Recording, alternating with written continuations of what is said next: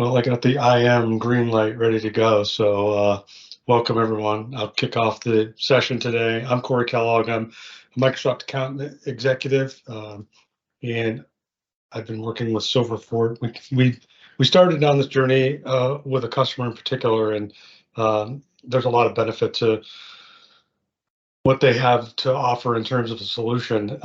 Where we had an opportunity to work together for the first time was customer wanted to move to M365 E5, had some on-prem uh,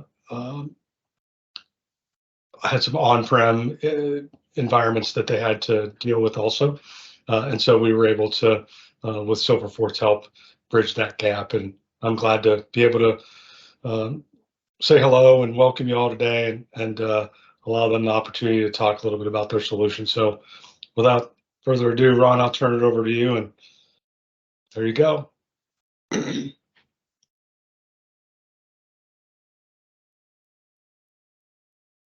Thanks a lot, Kory, and thank you everyone for joining. You can all see my screen, I assume, right? Kory, give me a nod. All right. So nice to meet you. I'm Ron. I head up product management and work a lot on our alliance with Microsoft, and also Jason here with me, who heads up all our solution engineering in North America. He's also with us, and he'll show you a live demo later in this session. I think we'll touch on a couple of things here. We'll start off with just explain at the high level of what Silverfort does, and then we'll step back and look at how the threat has evolved. We'll talk a lot about ransomware, about lateral movement, where that meets identity, what we see cyber insurance, how cyber insurance and how insurance brokers are actually adopting to this new reality. Then we'll get back to how Silverfort actually helps you out there, how it works. And then I'll hand it over to Jason for a live demo, and then we'll have time for some Q&A. Feel free. We're not that many on this, so we can keep it a discussion. We can definitely write questions in the chat, and we'll definitely have time to answer questions, and plenty of time for a discussion at the end. And thank you for joining us today. So let's start with what we focus on. So I assume all of you are using Azure AD for your modern applications and for SaaS applications, for web applications. And some applications just don't natively work with Azure AD. You're using all the benefits like conditional access and creating a device trust, and a lot of great capabilities that you have leveraging Azure AD, but it really only applies to whatever's plugged in, right? And then some applications can be added into Azure AD leveraging App Proxy or a variety of secure hybrid access partners, like any of your networking or some of your networking solutions, or Silverfort is one of these also. But then there's a lot of resources that just have no way to be protected with that kind of modern security. And that's where Silverfort comes in, right? Resources that are managed in Active Directory or in ADFS or in a PAM solution, or with networking appliances leveraging Radius or any other cloud IDP that you're using. We can bridge that into Azure AD to give you a unified experience, give you the same security, the same control plane that you have on on your Office 365 or Salesforce, on all of your applications and resources. So you can think of file shares, databases, homegrown applications, and legacy systems, and what's very popular in manufacturing, I'm sure, is third-party applications. So anything that like a Siemens Teamcenter or Step 7 application, right, running an industrial process. Maybe there's something proprietary from Rockwell or Schneider or GE. All of these proprietary systems, sometimes running on proprietary hardware, they just really can't integrate with any kind of modern identity solution, with any kind of MFA solution. And that's what we can bridge in.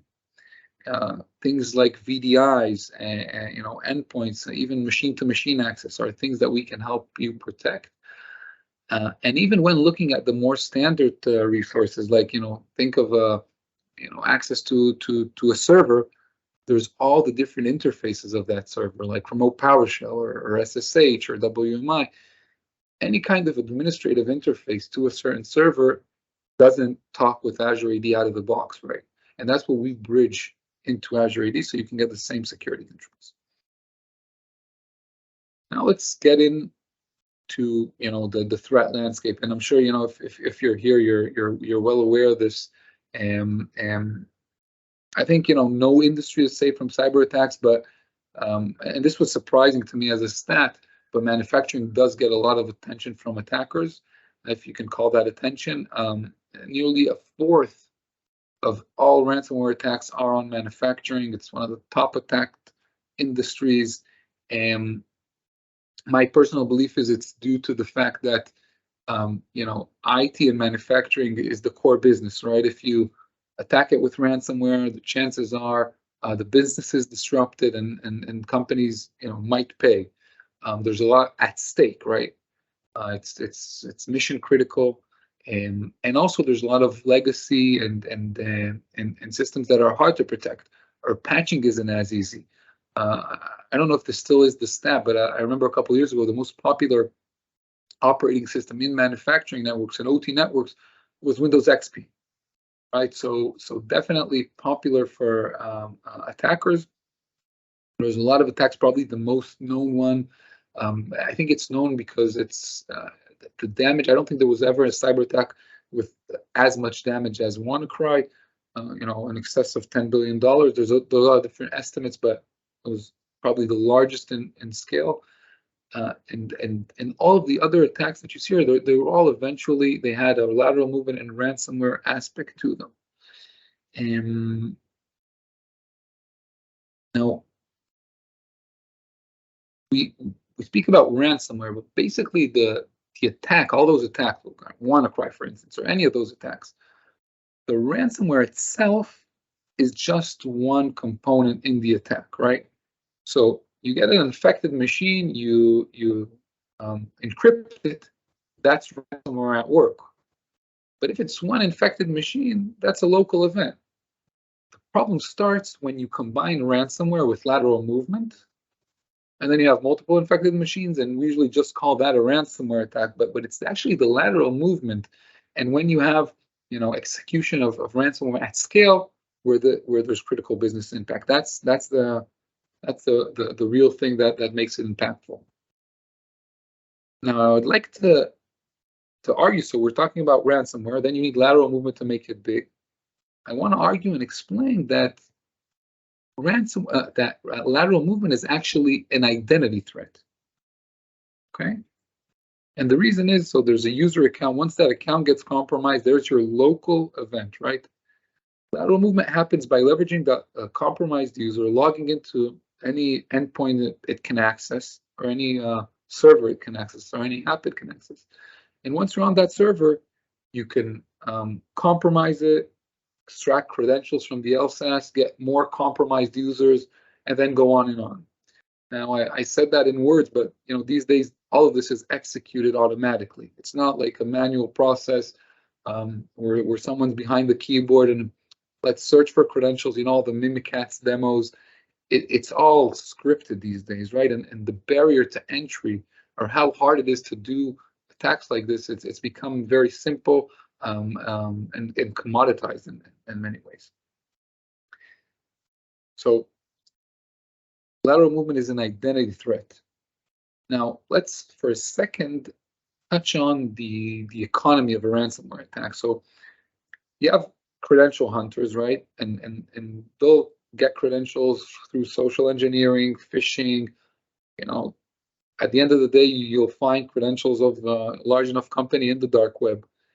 And once they exfiltrate those credentials, then they can go ahead and sell them to serious threat actors that execute ransomware attacks at scale, right? And they'll do all that advanced attacks, a ransomware campaign. That's a big thing to run, again, the barrier for entry is lower, but that's a big thing to run. But it just isn't necessarily the same group of actors. Now I want to touch on why. So we achieved that lateral movement is an identity threat. So what's the problem to stop it? What's the problem? Why these authentication events are so hard to protect? Well, basically because the Active Directory, a malicious authentication by a malicious user just looks the same as a legitimate authentication, right? So that's the problem. They just look the same. So I know a lot of you say, well, hey, we have MFA, right? That's the solution. So the obvious solution to stop identity-based attacks is by stopping a compromised user or validating and verifying a user before he's given access with another factor, making sure he is who he claims he is. Okay, and that's what we have MFA for. But there's still a very serious gap with MFA, and we'll touch on that. And the other part of identity attacks is really service accounts, which also have an extremely serious gap with the way you protect them. And I want to drill down on these two items. Okay, but just I'm moving between a few topics. So ransomware as a local event, it becomes a strategic attack once the lateral movement is involved. Lateral movement leverages identity. And now, how can we secure identities? So let's touch on, and by the way, because of this understanding that this is the security gap, this is what lateral movement is using, insurers and insurance brokers have evolved. They evolved because they got so much claims. So cyber insurance carriers are now requiring better security and better security measures in place in order to even insure a company. I'm sure a lot of you are seeing this. It's coming more and more. And the areas where, as far as identity, we see a focus from insurance carriers is around MFA to a lot of resources, as you see here, specifically admin access, all kinds of admin access, and how do you handle privileged service accounts.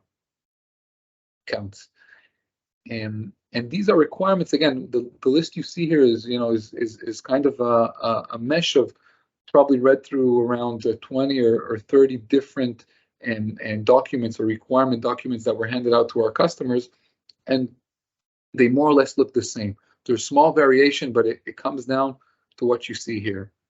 MFA, to cloud-based and remote access for everyone, and for admin access, MFA everywhere. And everywhere means including all the different interfaces the admin can access, not only the obvious ones, right? And also for service accounts and privilege access, right? Really creating an inventory, monitoring, and protecting them. And again, what drives this is there's a statistic saying that 70% of all insurance claims, cyber insurance claims, are due to ransomware, right? So that's why the carriers need to evolve, and they put the responsibility on you, on the companies.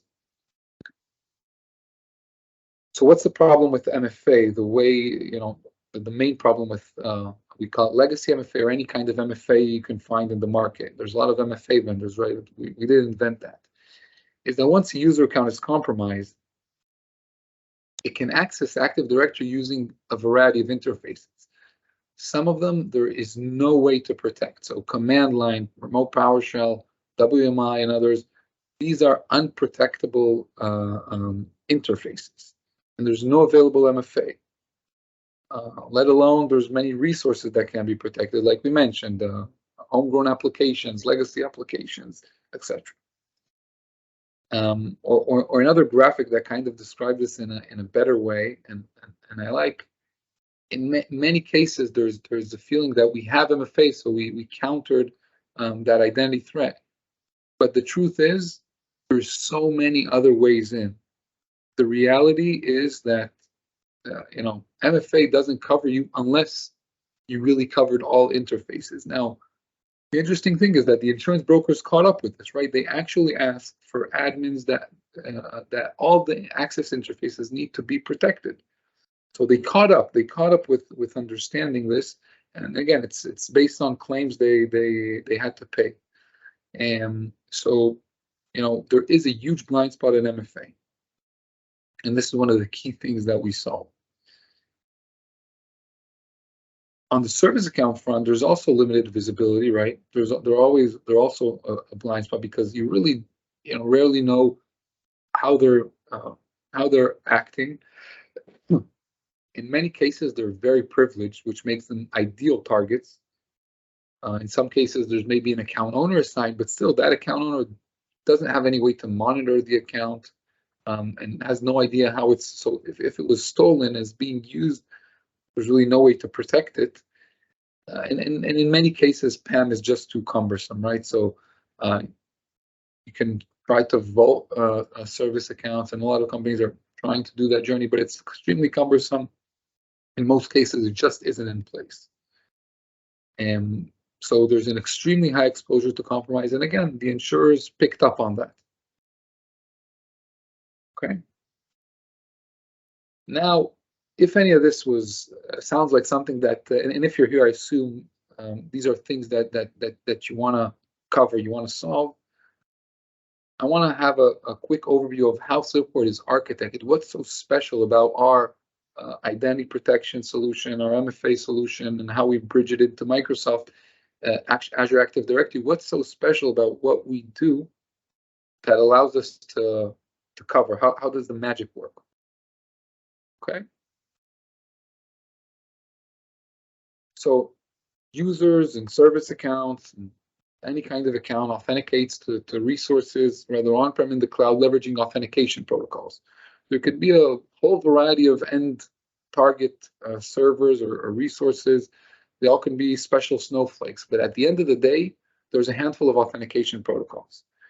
And these authentication protocols work with a handful of identity solutions. So if it's a cloud identity solution like Azure Active Directory, you're covered.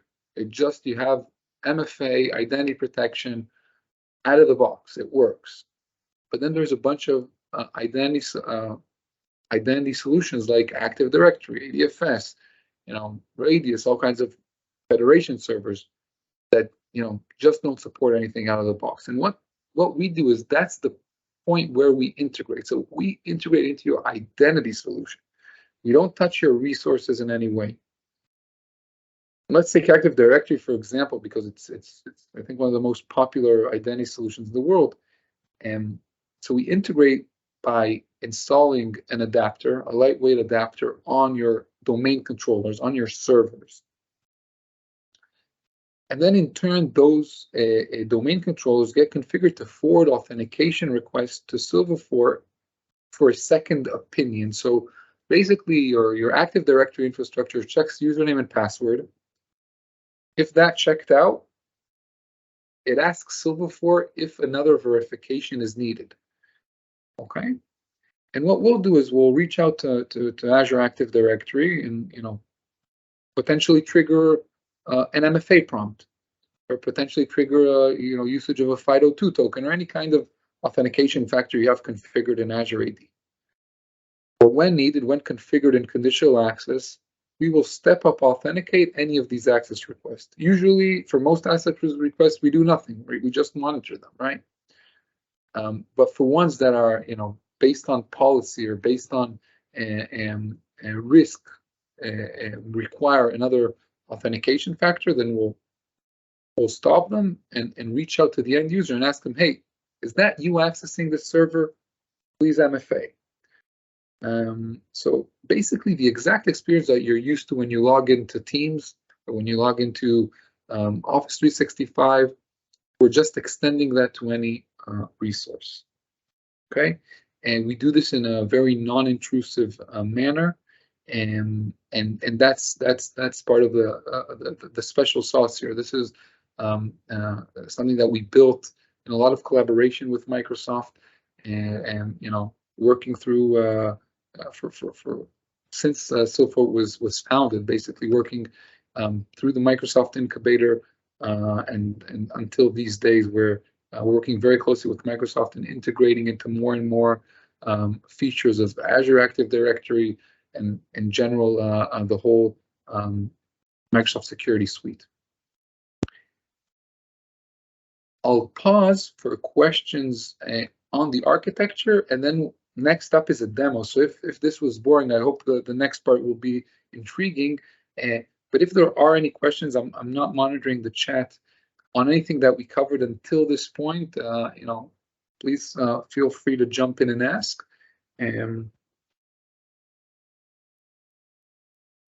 We have any of those on the chat? Kory or Jason, let me know, and if not, we can move to a live demo. I don't see any. Okay, wait, I saw one, I think. Wait. James, in step 3, another server or just the agent? So good question, James. We do have another server that you deploy that communicates with all those agents, and that's what would communicate in turn with Azure AD. So yeah, there's another virtual appliance that you would deploy. Great question. All right, Ron, thank you. Okay, go ahead. So, since you're still audible, can you see my screen and hear me okay? Yeah, perfect. Okay. I'll be quiet now. No, you're fine. Appreciate it. So again, Jason Schupp. So I lead the solutions architects here for the North America. I'm based out of Pennsylvania. So look me up if you want to chat. But anyway, what I'm going to do is run through a very quick demonstration of the product, give you some insights into what we do, how we do it, and how we have that great integration with Microsoft. So to the question that was asked, so imagine this is our dashboard, by the way. This is the main dashboard when you log into our product. Imagine this is our virtual appliances receiving authentication traffic from things like Azure AD, from Active Directory, from ADFS, Radius, so on and so forth. So this is really the brains, right? So our virtual appliances, which deploy to your network, right? Deploy to your virtual infrastructure or to your cloud, whichever you prefer.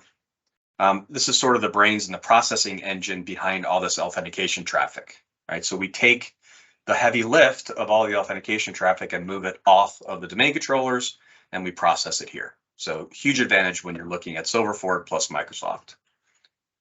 So with that visual, what I'm going to do is jump over to a virtual machine that I'm connected to, and I want to show you the end user experience.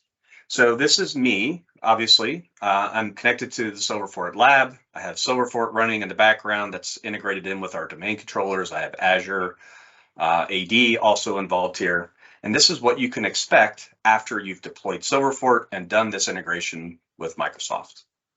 So all I'm going to do, very simple, this is easy to understand, is remote desktop protocol. Okay, so now I'm initiating this connection to another on-premise server. So I'm going to put in my first factor, right? This is my username and password. And if I type that right, notice that we get a prompt here that says sign in with Microsoft. So essentially what we've done in the background is we allowed Active Directory to say, yep, username and password match. I'm actually going to hit X here so you can see this. But Active Directory said, yes, the username and password are accurate. They're correct. They match. They work.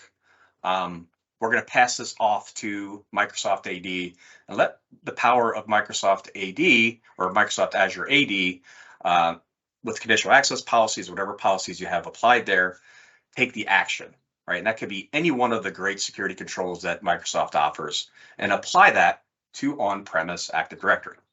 And as you can see, I hit X. I did not sign in with Microsoft. I did not complete the authentication. And you see we get a simple timeout. This is not a message from Silverfort. This is your generic message from Microsoft saying, hey, your credentials didn't work. Try again, buddy. So that's what happened. Okay, so we're going to come back to that in just a second. But what I want to hit on, especially since Ron really dove into the lateral movement piece and how it's associated with ransomware, because it's top of mind for everybody, is the number one tool and utility, the favorite tool and utility from hackers is PowerShell. So being able to step in and apply a very strict security control over PowerShell is extremely unique. So we can actually bridge and extend PowerShell authentications to Azure AD. So what I mean by that is if you have an adversary who's already gained access to your system, right? And to Ron's point, the local event was the ransomware authentication. Okay, that's fine. This is a monetized attack. Infecting one system is not nearly as great as infecting 1,000. So the very next thing, or in tandem, the attacker is going to harvest those credentials, or perhaps use the credentials that were purchased off the dark web, and then use that to move laterally on your network. So I'm going to run exactly that. This script, this is a PowerShell script, normal PowerShell connecting to a remote system, and it's running 3 remote commands on that remote system. So again, same thing. Silverfort said, hey, credentials are great. You need to sign in with Microsoft and complete your authentication.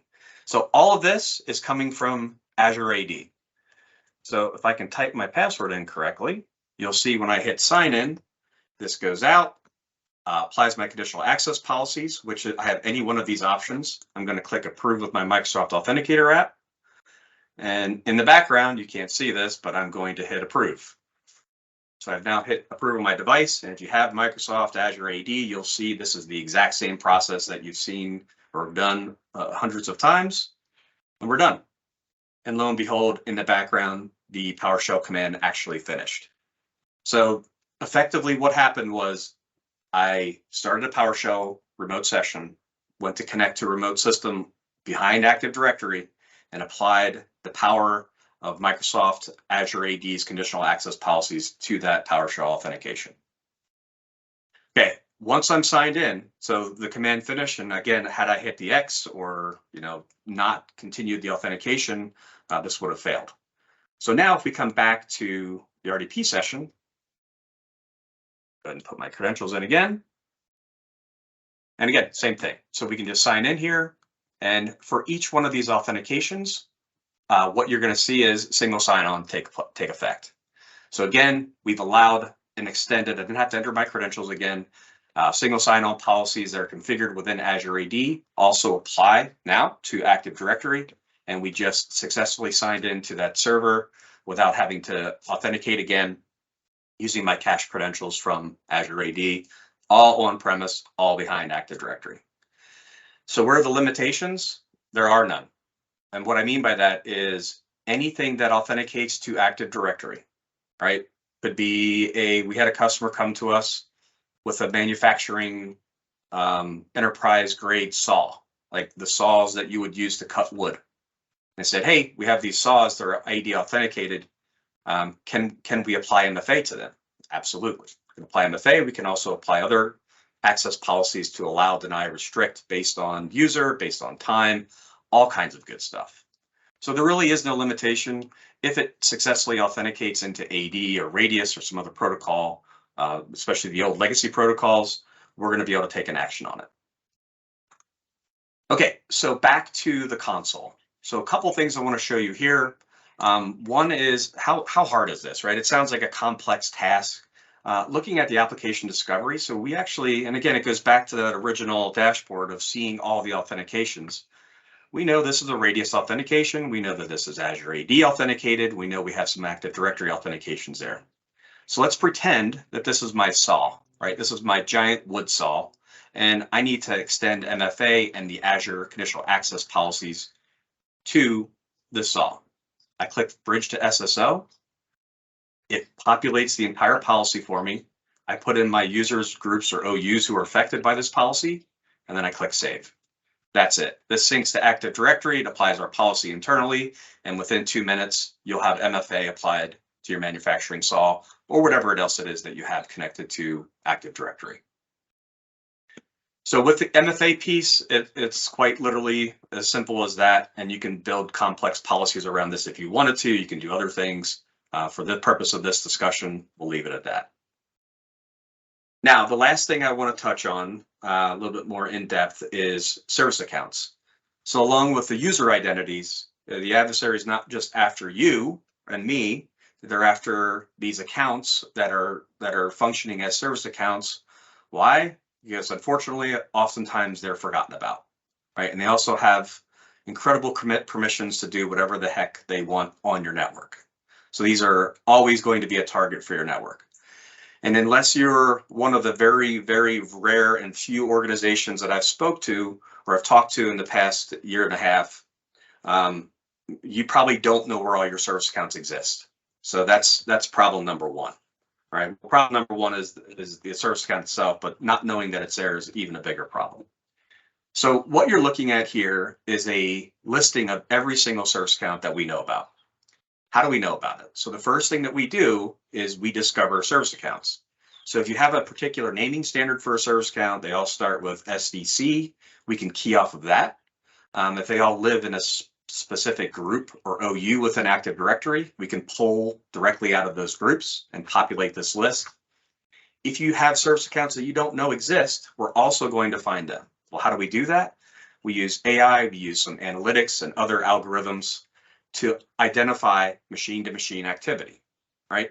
Me logging into my system every day, performing some functions and actions are much different than a service account that should be executing on a very scheduled basis, right? Service accounts do pretty much the same thing. Well, they should be doing pretty much the same thing as a static conditions, right? Not dynamic like me, not traveling around, moving from system to system or country to country.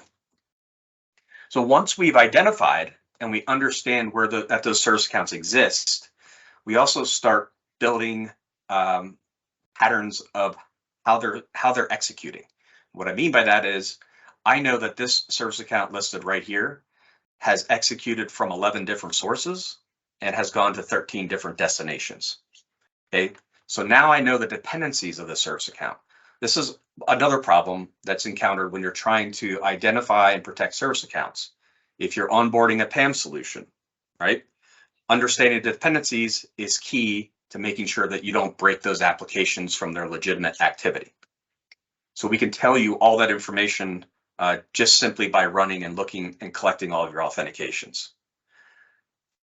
If I click investigate on the service account, this top right graph, albeit it's probably small on your screen, this shows us a really good example of machine-to-machine activity.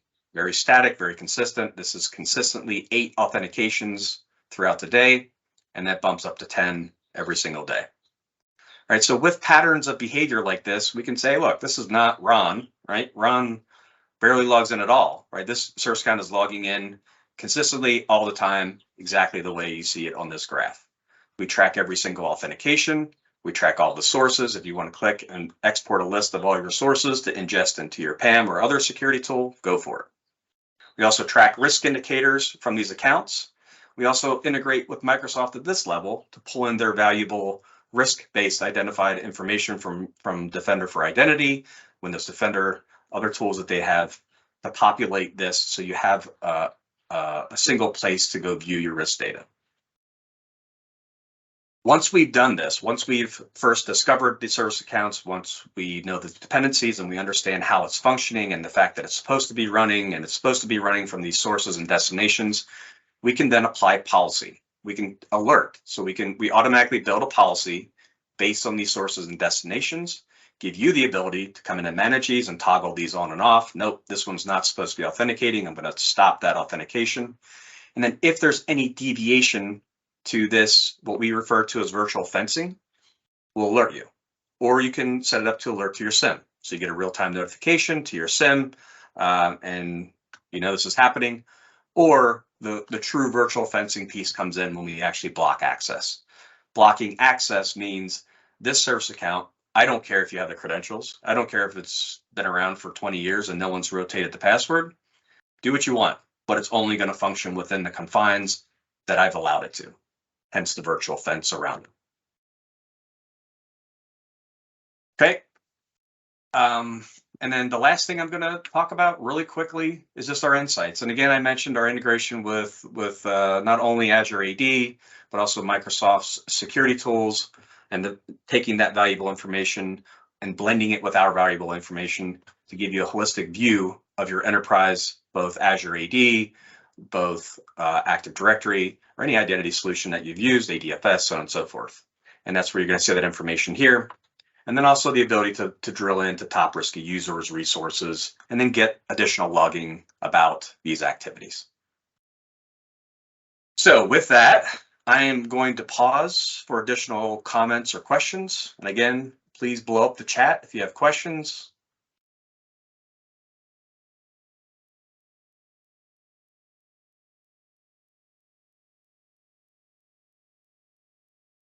I may have put everybody to sleep, Ron. We may need some help here. Yeah. All right. Okay, so yeah, that was great, Jason. Thank you very much. So I'll get back to the presentation just to make sure they don't wake up. Here we go. And really, guys, feel free. We're almost done, so feel free to type any questions. We'll have time at the end, and we're almost done. So thank you, Jason. I think you know, when you see how it works in your environment, people are always amazed, and I hope you see the benefits here. Now, I'll touch on a few other things. So basically, we try to work with all your Microsoft stack, right? So Azure AD obviously working with various parts, P1, conditional access, P2 also putting things that are from Azure AD identity protection information. We work with Azure AD passwordless if you have it configured. If you have PIM or working with PIM, we can bridge PIM into on-prem resources. So make it not only work on cloud apps, but also on-prem. Make it an effective, fully blown PAM solution. We integrate with all the Defender suite really, and leveraging the Defender suite for the Defender suite can basically trigger us as a remediation, right? They can call upon Silverfort for ad hoc trigger MFA as a remediation, right? And all the requirements that we discussed before to comply with cyber insurance. I don't know if you already got the insurance renewal, if you're past it, if it's coming up. But if this looks familiar, then this is some of the things that we can help out with and help you comply. And we even have a report that shows and something that you can hand out to your insurer how you comply with all of these leveraging Silverfort. And by the way, we can work for your enterprise network, but since this forum is manufacturing, I'm sure all of you have an OT network. And I know, you know, I don't know where the responsibility for it lies, but in many companies, you know, it's converging the security responsibility for your OT network, so we can cover them also.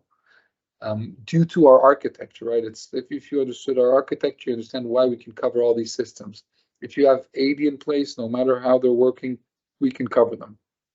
You know, your HMIs, engineering workstations, and historians, and really anything you have, anything you have, even if it's running Windows XP. And yeah, even if it's air-gapped. So even if you have an air-gapped network, then again, it won't work with Azure AD, rather with other authentication methods. But still, even in air-gapped networks, we can offer you protection, MFA, with various token options, and in some cases, in some manufacturing networks, that is the case. So definitely also well equipped to help you out there. There's some resources here. We can be bought through the Azure AD marketplace, and a bunch of collateral that we'll follow up and share with you after this, on how exactly we integrate with various things in the Microsoft security stack. That's it, guys. That's all, folks. So any questions, comments, complaints? Hey, Ron. Yeah. Yeah, hey, so there are a couple questions came in, and I'll take the first one. It's, can you describe what kind of data is sent to MDI? So I'll take the first and kind of second part of this question, but I think the better advantage that we can talk about here is how we use the data from MDI and ingest it into Silverfort to complete that full picture of the authentication risk. Ron, any comments or any additional value to add there? That's exactly it. So all your Defender suite, MDI has amazing identity threat detection capabilities. And in general, you have a lot of alerts coming into M365D and into that platform. We are a remediation for that platform. So you can enable on-prem MFA based on a risk that was detected in MDI or in MDE or in MDO. And any of those, you can leverage Silverfort to be a remediation, right? You could also reset a user password or lock an account, not via Silverfort. But that's a very harsh reaction versus prompting for Azure MFA. That's a soft reaction that you can use at scale. That's the idea. Okay, great. And then next question is, and I'll let you answer this, Ron, is do you need an E5 license or will it work with E3? Absolutely, we work with E3. Basically, E5 gives you more, but a table stake is having Azure AD P1, which comes with E3, and you might have certain Defender products which we could work with. But when you do have E5, then we can leverage, and correlate risk signals from Azure AD Identity Protection, and you obviously get more, but also we definitely do work with E3. Great. And then another question is, and I'll answer this, is do you support the biometric YubiKeys for desktop MFA? The answer is yes, we do. Not limited to YubiKeys, but other biometric capabilities, OTP, things like that are all supported. And then another question similar to that one is it possible to use Silverfort MFA for machine authentication in Cisco NAC ISE or ICE? And that answer is also yes. We have done some integrations there and have some customers who are using us to protect ICE authentications. The next question is there a way to get MFA when authenticating from RDP session using a local account on a standalone server, not domain joined? And the answer there is additionally, it's yes. We have a separate product that we would have to install in those cases that would actually provide the authentication method at login on the system. That's a short version of that answer, but the answer is yes.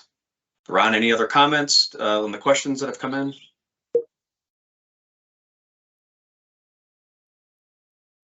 It's not a completely additional product, it's just an additional credential provider you would install. Right. Yeah, so it's part of the Silverfort platform. It's not an additional product, rather another installation piece. Yeah.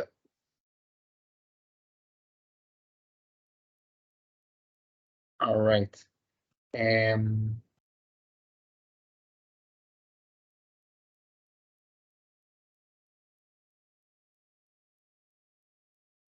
All right, I think that's all the questions that have come in. So very much appreciated. Yeah, thank you very much for joining, and please do not hesitate to reach out to any of us, and we'd love to, any deep dive that you like, we'd love to have that. So thank you for spending the time with us.